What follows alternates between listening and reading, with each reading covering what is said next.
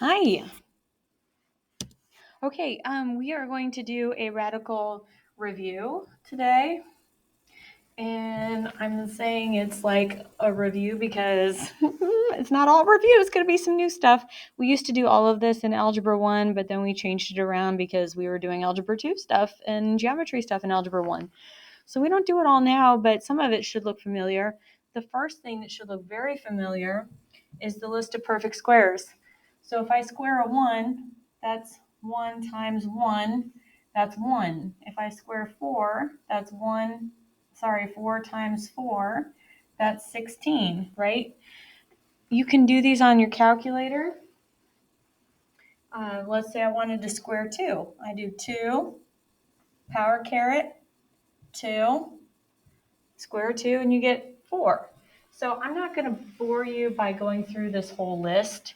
You can do it on your calculator. It's easy. Also, you have one of these. We've already done radical review and made this list. So that's all I'm going to say about the radicals, the perfect squares, I mean.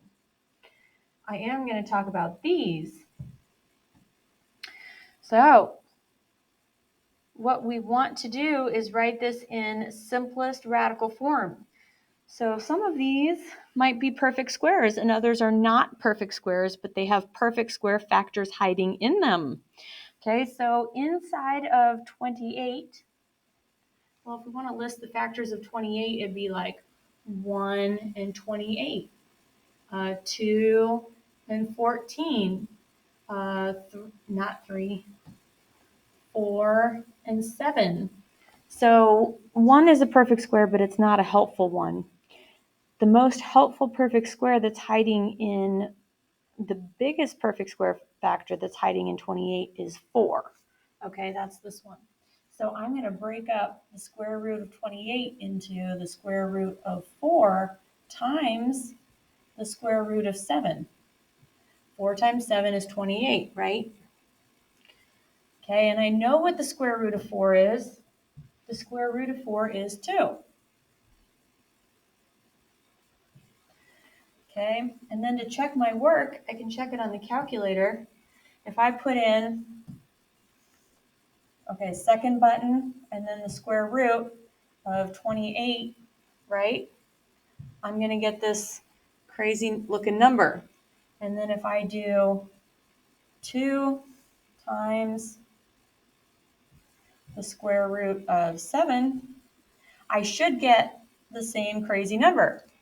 Ta-da! It shows you that those are equivalent. So you should never have to wonder, oh, did I do this right? Just check it on your calculator. And if you messed up, go back and check your factors.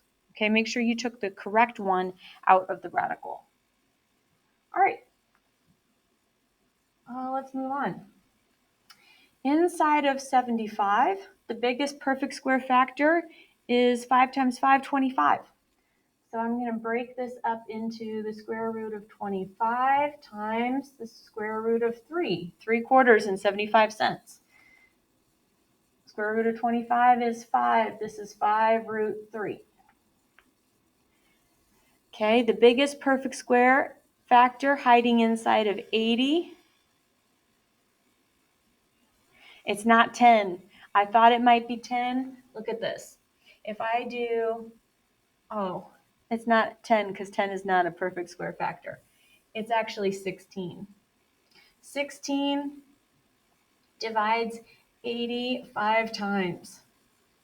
And the square root of 16 is 4. 4 root 5 is that one. All right.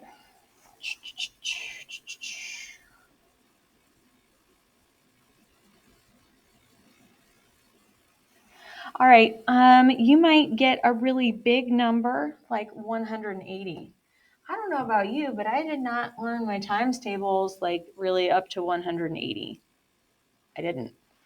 So you might, like the biggest perfect square factor that you see in 180 might be 9. So let's say that I factor a 9 out of 180, divide the 9 out, and you can see that I would have 20 left. 180 divided by 9 is 20. You can check me on the calculator if you don't believe me. Divided by 9, ta-da! I just sometimes pretend like I'm bad at mental math. I have moments when I'm amazing at it. You can't count on them though, it comes and goes. But notice that inside of 20, I have a 4. You see it? There's a 4 times a 5, and 4 is another perfect square factor. So I can either, what I can do is this. I can do root 9, root 4, root 5. So I broke up this, and then I broke up this.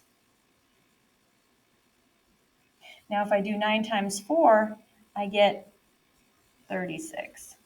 36 is actually my biggest perfect square factor. And if I take the square root of 36, I get 6 and the root 5. Alternatively, if you're at this step right here, you can say, okay, well, the square root of 9 is 3. The square root of 4 is 2. And then I have the square root of 5. And 3 times 2 is 6. So either way, you're going to get 6 times the square root of 5. So if you have a really big number, you can break it up into smaller factors.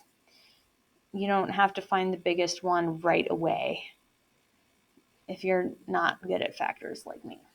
Okay. All right, well, if I look at the square root of 63, I can see a 9 in that. I'm not sure 9 times what, it might be 7.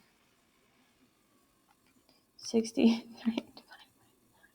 I should probably also mention that I actually did not go to bed last night. So, yeah, it is 7. So there's a 9 in there and a 7.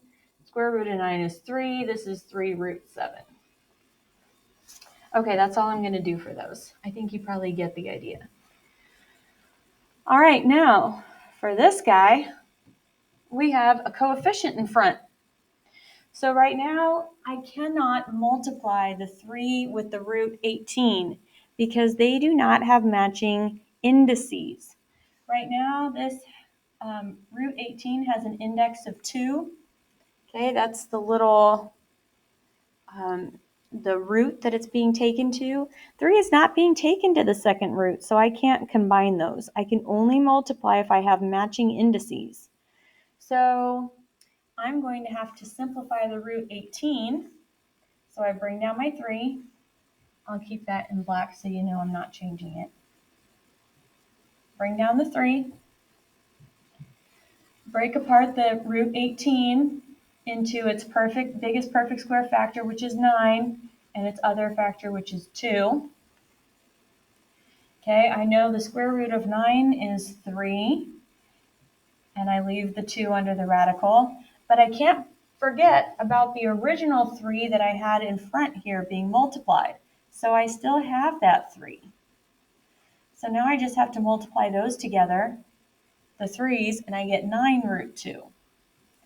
And of course, I can check it in my calculator to make sure that 9 times where's the square root button? Square root of 2 is the same as, what did we start with? 3 root 18. 3 times the square root of 18. Ta-da! It's the same crazy number. So we simplified it correctly. All right, inside of 125, the biggest perfect square factor is 25. So first I'm going to bring down my 2, and then I'm going to multiply that with my 2 factors of root 125. So that would be 25 and 5. I know what the square root of 25 is. It is 5. So this is a 5. I bring down the root 5. And then I also have this 2 in the front. Now I have to multiply the 2 and the 5 together, and I get 10 root 5. Okay, we're going to do one more of those. Again, I can't multiply 5 times 48 because they do not have matching indices. Okay? The index has to match, and this has an index of 2. So I can't multiply it with the 5 because 5 doesn't have an index of 2. Technically, its index is 1. Okay, so I'm going to bring down my 5. Okay, I'm going to break up 48 into its perfect square factor and the other factor. The biggest perfect square factor in 48 is 16. 16 goes into 48 3 times. Okay, we know that the square root of 16 is 4. Bring down the root 3. Okay, then I have to bring down that 5 that I had the whole time. Now I know that 5 times 4 is 20. So I have 20 root 3. Don't forget you can check it on your calculator.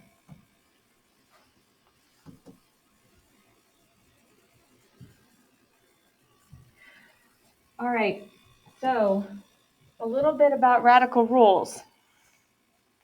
We are allowed to multiply the square root of 5 times the square root of whatever, 8, because they both have matching indices. They're both square root, square root. So the indices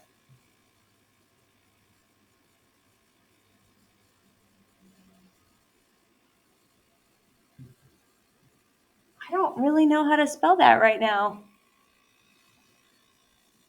Okay, I'm just going to say match the index.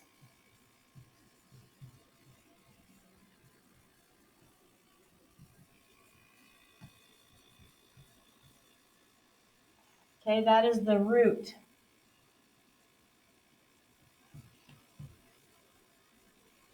Okay, the indices have to match. So this is okay.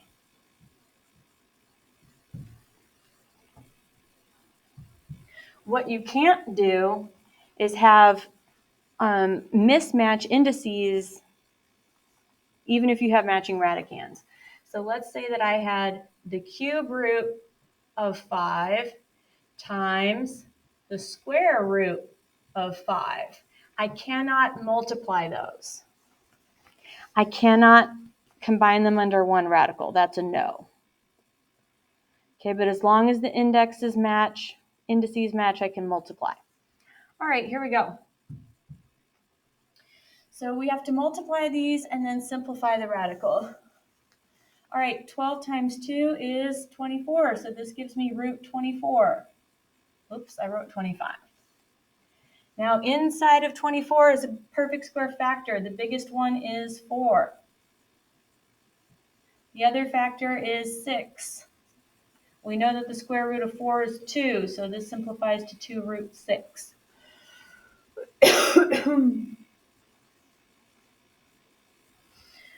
12 times 6 is 36, so this gives us root 36. Not 36.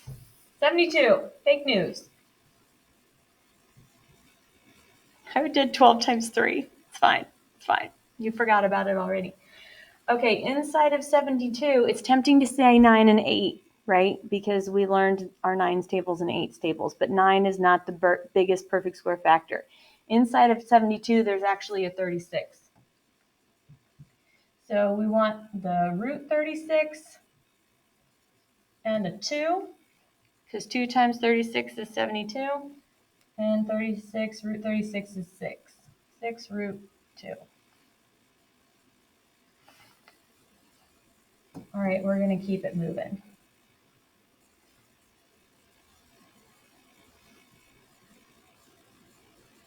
We're not going to do that one. I don't want to bore you to tears. Okay, multiply, then simplify the radical. Oh, geez. All right, 24 times 6. I don't know anymore. This is the end of what my brain can handle. 144.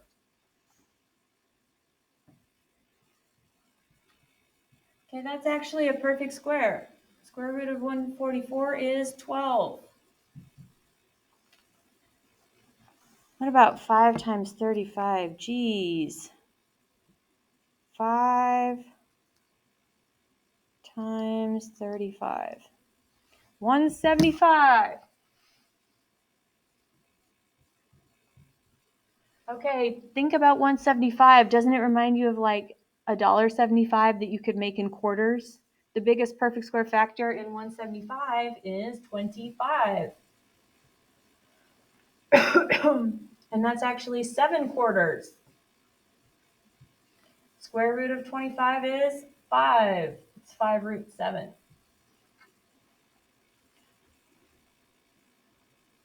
Okay, G is kind of a beast. Remember how we said that we could multiply regular numbers together and then we could multiply radicals if they have matching indices?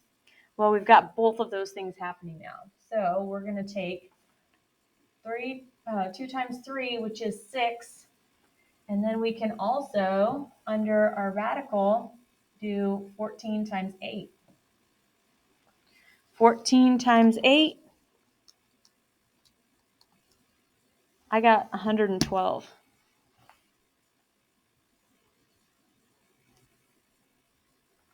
Let me see if there's a bigger one than 4.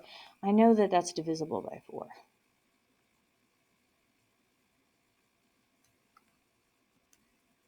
Ooh, it's divisible by 16. If it's divisible by 4 twice, here, let me show you what I'm looking at. So I did 112 divided by 4, and I got 28. And I know that 28 is also divisible by 4. So if I divide that by 4, I get 7. So if I can divide by 4 2 times, then I know that it's divisible by 16 because 4 times 4 is 16. That's a good trick. All right, so an easy way to check yourself is just, to go, okay, what's 16 times 7? 112. You see how I did that? Okay. So square root of 16, square root of 7, and then I have to bring down the 6 that I had in front. Okay, we know the square root of 16 is 4. So I have 6 times 4 times root 7. 6 times 4 is 24. Bring down the root 7.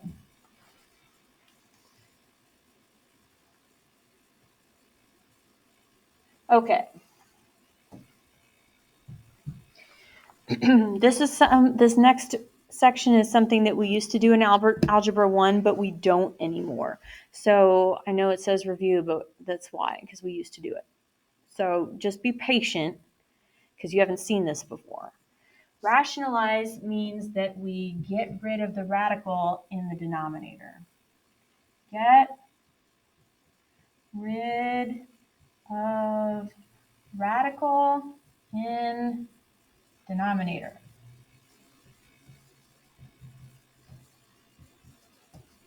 Now, if we used to be able to do it in Algebra 1, it should tell you that you can do it now. You're even smarter than you were last year. So you're going to be fine. All right, so if I multiply 4 times 1, I still get 4, right? If I multiply 4 by 2 over 2, I'm going to get 4, because 2 over 2 is just a fancy 1. Okay, so as long as I'm multiplying by the same number on the top and bottom of my fraction, I'm actually multiplying by 1, and it's legal to do, and it doesn't change the value of my expression, it just changes the way that it looks. Okay, so that's the trick that we're going to do right here. It's a little bit of algebraic sleight of hand, okay? So if I if I'm trying to get rid of the radical 2 on the bottom, what I'm going to do is multiply top and bottom by radical 2. Okay, because if I have radical 2 over radical 2, it's just a big old 1. And if I'm multiplying by 1, I'm not actually changing my expression, I'm just changing the way it looks. Okay, so this is very important. You have to multiply by the same thing on the top and the bottom to rationalize. So now I just go straight across my numerators and straight across my denominators. Root 3 times root 2 is root 6. Root 2 times root 2 is root 4. Now I know what the square root of 4 is. The square root of 4 is 2. So this would give me root 6 over 2, and I'm done. That's it. That's all we do. Okay, let's try another one. So again, I have root 2 on the bottom. So I'm going to multiply top and bottom by root 2. Because that is the same as multiplying by a great big 1. Okay, now I just multiply across my numerators and denominators, straight across. 3 times root 2 is 3 root 2. I don't put a 6 under the radical because that 3 is not under the radical. Root 2 times root 2 is root 4. I know what the square root of 4 is. It's 2. So I have 3 root 2 over 2. Each time this root 4 is turning into a 2. And this is my answer. Whoops, I meant that to be a box. All right, let's try another one. Okay, multiply top and bottom by root 3 this time. Switch it up a little bit. Okay, remember that that's a 1. I'm not going to write it anymore because we've graduated. So straight across, 4 times 3 is 12. They're both under a square root, so I can multiply them together. 3 times 3 is 9, root 9. I know what the square root of 9 is. It is 3. So I'll have root 12 over root 3. Now, I'm almost done, guys, but not quite. If you look back at the work we did, 6 here does not have any perfect square factors in it, so it was done. 2 here under the radical, no perfect square factors in it, so we were done. But look at 12. 12 has a perfect square factor in it, so I have to simplify some more. Good grief. So inside of 12 are a root 4 and a root 3. We know what the square root of 4 is. So that's a 2. So on the top, I have 2 root 3, and then I have a 3 on the bottom. That's my final answer. Good gravy.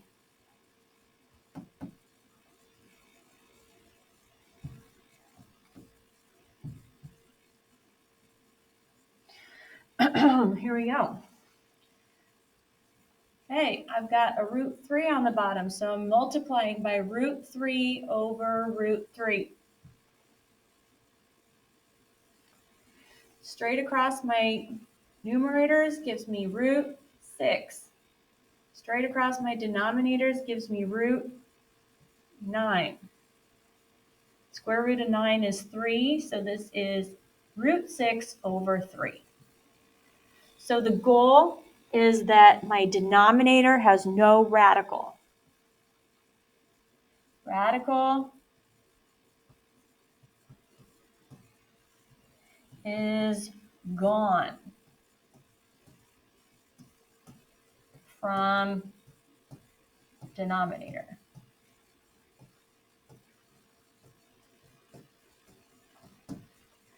All right, let's try this one. This one I have to multiply by root 2 over root 2. Let me zoom in a little. Okay, so on top, I have 3 times, get my radical ready, I've got a 10 and a 2 under a square root that I can multiply together to give me 20, root 20. And then 2 times 2 gives me root 4 on the bottom. This one's a little bit like letter C that we did, where we had to simplify on the top and the bottom. Inside of 20, there is a perfect square factor. I'm going to go down, actually. So I can rewrite this as 3 times root 4 over root 5. And then I have a root 4 on the bottom. Now, I don't know if you remember this, but when we had like 2x over x back in algebra, what happened to those x's? They cancel. So what do you think happens to these root 4s? That's right, they cancel. They're gone. They're out of there. Okay, and that just leaves me with the 3 times the root 5.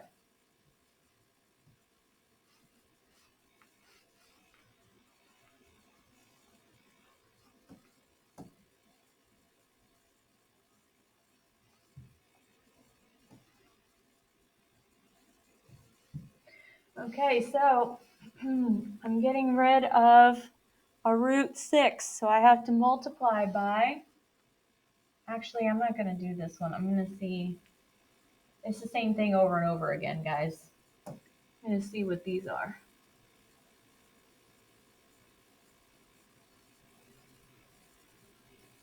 These are just crazier looking ones.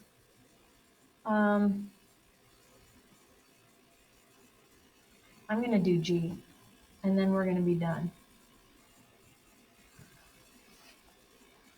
Okay, if you want to see the rest of the examples, you can always look at the completed notes that should be up in your Google Classroom. Okay, but I don't want this video to be like 5 hours long. All right, so in my denominator, I have a root 6. Let me zoom in on this guy.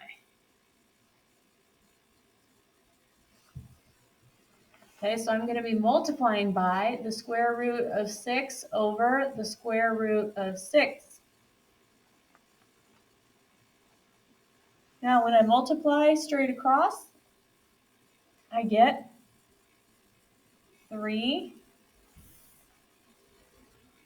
times 2 times 6 is 12, 3 root 12 over 4 root 36.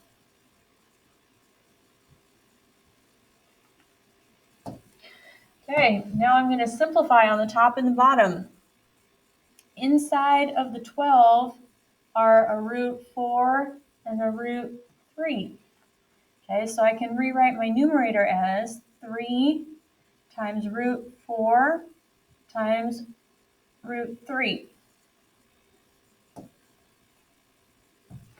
My denominator is 4 times the square root of 36. Square root of 36 is just like a 6, right?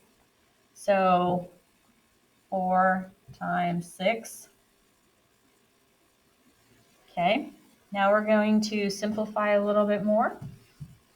We know that the square root of 4 is 2.